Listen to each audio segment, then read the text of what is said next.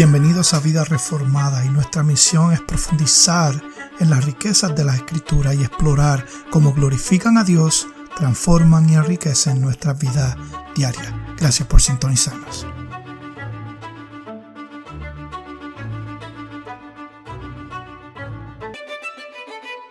Bienvenidos a otro episodio de Vida Reformada. Gracias por sintonizarnos. Nuestra misión, como siempre, es profundizar en las riquezas de las Escrituras y ver cómo ellas conforman y transforman nuestras vidas a diario. Vamos a continuar en nuestra serie o la exposición o el estudio del libro de Santiago. En esta ocasión vamos a estar cubriendo el capítulo 2, versículos 20 al 24. Si esta es tu primera vez, bienvenido a esta familia. Suscríbete, síguenos, compártelo y espero que sea de edificación para ustedes. Nos puedes conseguir en la mayoría de las plataformas digitales como Vida Reformada. Hoy vamos a estar en Santiago 2, 20 al 24, y el tema de hoy es la verdadera noción de la fe. Así dice su palabra. Santiago 2, versículos 20 al 24. Pero está dispuesto a admitir, oh hombre vano, que la fe sin obras es estéril.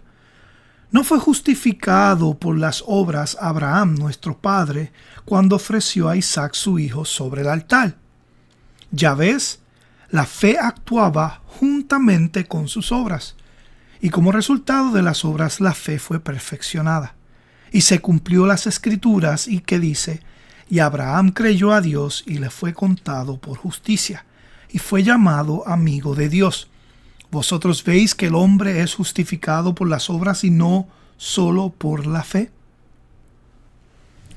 Santiago está en una misión, y es cerrar esta brecha entre una fe profesada y una fe que es poseída, una fe que es evidente por medio de obras.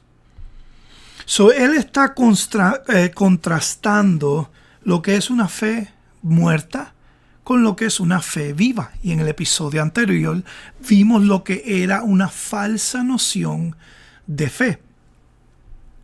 Ahora, esa fe viva se manifiesta visiblemente al producir buenas obras. Eso es lo que le llamamos una fe salvadora genuina, que obra. La fe viva es una fe real, una fe que tiene poder, una fe que produce una vida transformada. Y la manera en que una persona recibe fe salvadora genuina es solamente a través de la palabra de Dios, del Evangelio, de las buenas nuevas. Así es como el cristiano recibe lo que es el nuevo nacimiento o el nacimiento nuevo espiritual, una nueva vida a través de la palabra de Dios. Ya Santiago expuso esto en el capítulo 1, versículo 18, donde dice que en el ejercicio de su voluntad, hablando de la voluntad de Dios, en el ejercicio de su voluntad, Él nos hizo nacer por la palabra de verdad, para que fuéramos las primicias de sus criaturas. Primera de Pedro dice: bendito sea el Dios y Padre de nuestro Señor Jesucristo, quien según su gran misericordia nos ha hecho nacer de nuevo a una esperanza viva mediante la resurrección de Jesucristo de entre los muertos. Y Romanos 10:17 dice: así que la fe viene del oír, y el oír por la palabra de Dios. Podemos ver que no tan solo Santiago, pero Pablo y Pedro están en completamente acuerdo de que una fe salvadora genuina se recibe a través de la palabra predicada, el Evangelio de la salvación. Y el resultado de eso son buenas obras. Esto lo dice Pablo en Efesios 2:10. Después de establecer que la salvación es solo por gracia a través de la fe, que esto no es una obra de nosotros, sino es un don de Dios. Él establece eso en Efesios 2:8. En el versículo 10 dice el resultado por la cual somos salvos. Y dice, Efesios 2:10, porque somos hechura suya, creados en Cristo Jesús para hacer buenas obras, las cuales Dios preparó de antemano para que anduviéramos en ellas. Vemos que claramente la fe solo viene a través de la palabra de Dios, el Evangelio de Cristo, su obra redentora, el mensaje del Evangelio. De esa es la única manera que tú tienes un nuevo nacimiento. La fe viene por el oír por la palabra de Dios. Pero esa fe no está sola, sino que viene acompañada de buenas obras o produce en nosotros buenas obras. ¿Qué quiero decir con esto?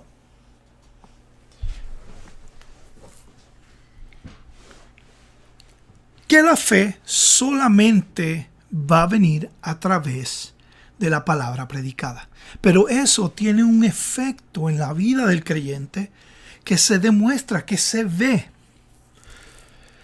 Santiago, en el capítulo anterior, del podcast anterior, estábamos viendo que Santiago estaba dando una falsa noción de fe. Y él puso, por ejemplo, esta persona, son hermanos, y él le hace un acercamiento y le dice, calentaos y ved en paz, pero no le da lo necesario. Eso es una fe que está muerta. Ahora Santiago apela a dos ejemplos del Antiguo Testamento. Hoy solamente vamos a cubrir uno. Y esto lo quiere hacer para reforzar la importancia de poner nuestra fe en acción. Y nuestro primer caso de estudio aquí hoy es el patriarca Abraham. Y Abraham, originalmente llamado Abram, antes de cambiar su nombre, fue una figura central en el Antiguo Testamento y de la historia de Israel también. Dios lo escogió a él y a su descendencia para cumplir propósitos redentores. Te voy a dar un resumen de la vida. Yo sé que muchos de ustedes quizás han sabido de quién es Abraham, quizás no, pero aquí te voy a dar un resumen. Dios llama a Abraham a dejar su tierra, su familia, prometiéndole hacer de él una gran nación. Abraham obedece y sale con su esposa y su sobrino Lot. Enfrentan desafíos, dificultades, pero continúan confiando en las promesas de Dios. Y Dios establece un pacto con Abraham, prometiéndole una descendencia numerosa. Y también la tierra prometida, la tierra de Canaán. Abraham y Sara luchan con infertilidad. Son de edad avanzada. Sara le da a Agar a Abraham, quien da luz a un hijo que es Ismael. Ese no es el hijo de la promesa, el hijo de la desobediencia. Dios cumple su promesa con Sara y concibe y le da luz a su hijo Isaac. Ahora Dios prueba la fe de Abraham ordenándole a que le sacrifique a Isaac a él. Abraham obedece y Dios provee un carnero para el sacrificio. Abraham es recordado como el padre de muchas naciones y como un gran ejemplo de la fe. Y ahora Santiago, para ilustraciones retóricas, cambia de ilustraciones retóricas a una exposición bíblica directa. Y él está hablando aquí de Génesis 15, versículo 6. En su contexto, para entender Santiago 2.23, debemos mirar a Génesis 15, 6 en su contexto. Por eso te di un poquito de trasfondo de quién era Abraham. Ahora, Abraham acababa de terminar una gran victoria militar. Con solo 318 hombres, rescató a Lot y derrotó a 4 reyes. Él estaba envejecido, agotado, probablemente reflexionando con temor. He estado en esta tierra por 10 años y todavía no tengo heredero. Entonces Dios le habla en una visión, y esto pasa en Génesis 15.1. Esto es bien importante para traer contexto a nuestro texto de hoy. En Génesis 15.1, el Señor le dice: no temas, Abraham, yo soy un escudo para ti y tu recompensa será muy grande. Ahora no olvidemos quién está hablando. Es el Dios vivo, es el creador de los cielos y la tierra, el Altísimo, el Redentor, aquel que no nos debe nada. Pero por su amor, por su bondad y sus propósitos gloriosos, Él cuida y ama a su pueblo. Ahora, Abraham expresa su temor por no tener hijos. Dios le promete un heredero propio. Él lo saca afuera y le dice así: mira ahora el cielo y cuenta las estrellas. Dios hablando con Abraham. Capítulo 15. Así será tu descendencia. Entonces leemos en el capítulo 15 de Génesis, versículo 6. Y Abraham creyó en el Señor, y el Señor se lo reconoció por justicia. Esto es bien importante, porque esta es la primera vez que aparece la palabra creyó o creer en todas las escrituras. Y esto enfatiza la permanencia de la fe de Abraham en las promesas de Dios. Abraham descansó completamente en la palabra de Dios y fue declarado justo. Esto es aparte de las obras. Te explico. Esto ocurre 14 años de Dios instituir la circuncisión con los judíos. Esto pasa cientos de años antes de la ley de Moisés. Esto es uno de los momentos más gloriosos en lo que se llama la historia de la redención, porque esto lo que está mostrando es que hay una justicia imputada en Abraham. Y esto es lo que significa. Una justicia imputada es como Dios tomó nuestros pecados en Cristo Jesús, el justo por los injustos, y nos entrega la justicia de Cristo. Esta justicia imputada es la justicia de Cristo acreditada al creyente. Esto no se debe a una herencia, esto no se debe a nosotros ganarla. Esto proviene de la obediencia perfecta de Cristo. Se recibe por fe. Es una declaración legal de Dios. Se recibe en el momento de la justificación y es completamente por gracia. ¿Qué tiene que ver esto con Abraham? Abraham creyó y le fue contado por justicia. Él está creyendo en una promesa que no se había cumplido y esa fe le fue contado como justicia. Me gusta cómo la Confesión Bautista de Londres del 1689 la pone en el capítulo 11 sobre la justificación. Dice: la fe que recibe y descansa en Cristo es el único instrumento de la justificación, pero no está sola, sino que obra por amor. El punto de Santiago es claro. Donde hay una fe real, hay fruto visible. Santiago 2:22 dice: la fe de Abraham actuaba juntamente con su obra, y como resultado de las obras, la fe fue perfeccionada. La fe que justifica es una fe que se puede ver. ¿Por qué? Abraham creyó y le fue contado por justicia. El sacrificio de Isaac ocurre 30 años después de Génesis 15:6. Estos son 30 años después que Dios sacara a Abraham de la caseta donde estaba y le mostrara las estrellas. Y tú ves las estrellas, así será tu descendencia. 30 años después, en Génesis 15:6, pasa esto. El sacrificio de Isaac pasa 30 años después, pero confirmó públicamente la fe que ya existía, porque Abraham creyó antes de sacrificar a Isaac, antes de intentar sacrificarlo. Abraham creyó que Dios lo podía resucitar de los muertos, que Dios era bueno, justo, que era todopoderoso y que Dios merecía una obediencia total. ¿Ves? Su obediencia fue un acto deliberado de una fe que glorificó a Dios. La fe verdadera, esto que Santiago nos quiere hacer entender, no es un concepto abstracto ni una idea religiosa cómoda. La fe bíblica es una confianza viva en Dios que transforma la manera en que pensamos, vivimos y obedecemos. Y Santiago está llamando a examinarnos con honestidad delante del Señor. Por eso es que Él está diciendo que esa fe, capítulo 2, versículo 22 de Santiago, que la fe de Abraham actuaba juntamente con sus obras.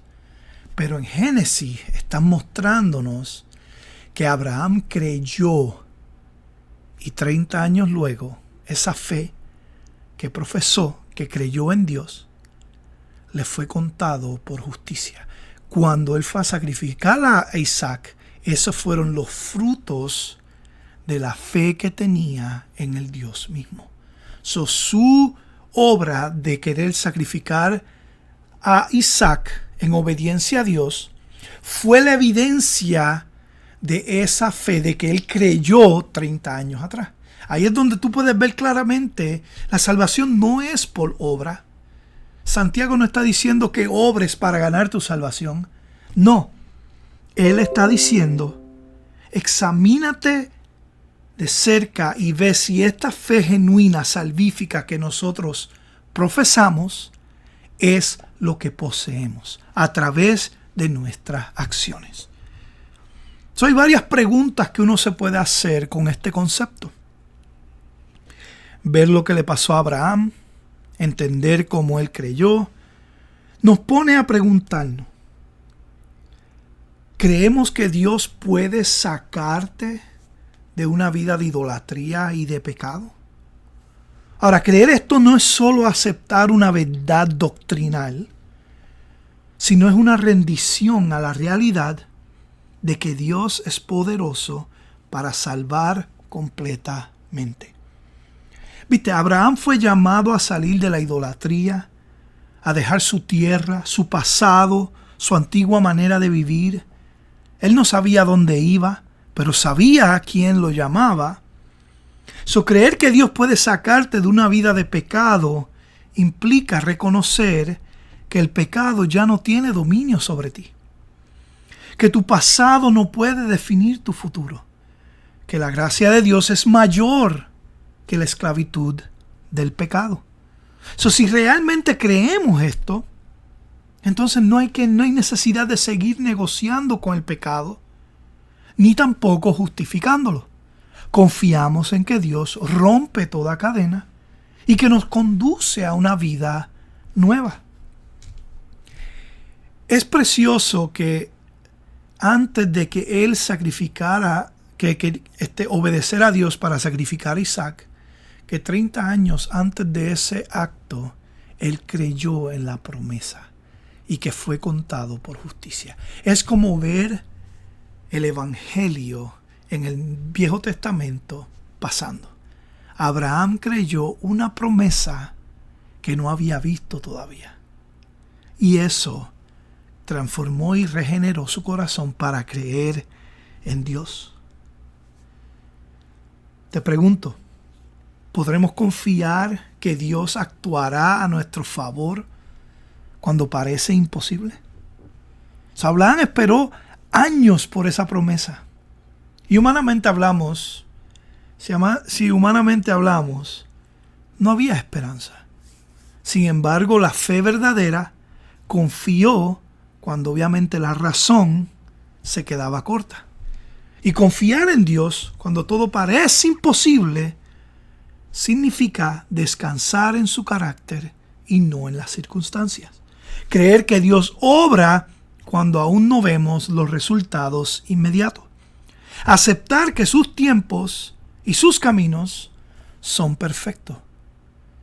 La fe madura no pregunta primero cómo, sino quién me lo permitió. ¿Quién es el Dios soberano que providencialmente reina sobre mi vida? Y cuando sabemos que es Dios quien promete, también podemos descansar. Con esto termino. Esta verdadera noción de la fe que Santiago quiere que entendamos no es una fe que tiene que obrar para ser salva. Es una fe que obra como resultado de una salvación genuina en nuestros corazones. Y por eso te animo hoy a que entendamos que una profesión de fe vacía es un acto de autoengaño. En el capítulo anterior lo vimos. Ve, está caliente, cuídate, que Dios te sacee, pero teniendo lo que es necesario para dar y no lo das. Eso es lo que es una fe vana. Es decir algo que no haces. Ahora, todos somos llamados a caminar por fe, a confiar en las promesas de Dios y a vivir vidas que reflejen su gloria. Hay un mundo que está muriendo sin Cristo. Y Dios te ha plantado la palabra de verdad que ha regenerado tu vida, que ha cambiado tu corazón de piedra a un corazón de carne y te ha creado para buenas obras. No para guardar el mensaje del Evangelio y no compartirlo, sino para vivirlo y también proclamarlo. Para compartir la fe que te salvó. Eso te exhorto, vive una vida que se note. Obedece a un Dios que es digno de todo. Santiago quiere que entendamos una verdad fundamental. La redención siempre va a producir una transformación. Vamos a repetirlo. La redención, el acto redentivo de Cristo en la cruz, tiene un impacto eterno en la vida del creyente. Ahora, no te voy a decir que va a ser radicalmente. A veces es radical. A veces toma años. Abraham tuvo fe. 30 años luego puso esa fe a prueba. Y fue evidente que había fe salvífica genuina por la obediencia. Abraham fue llamado amigo de Dios al final de estos versículos. Si no era por la perfección de Abraham, sabemos que él mintió con su esposa, ¿verdad? Que esa no era su esposa, que era su hermana, sino por fe obediente. La pregunta final permanece delante de nosotros. En el próximo capítulo vamos a ver el segundo caso. Pero la pregunta final permanece por hoy. ¿Eres tú amigo de Dios o sigues en enemistad con Él?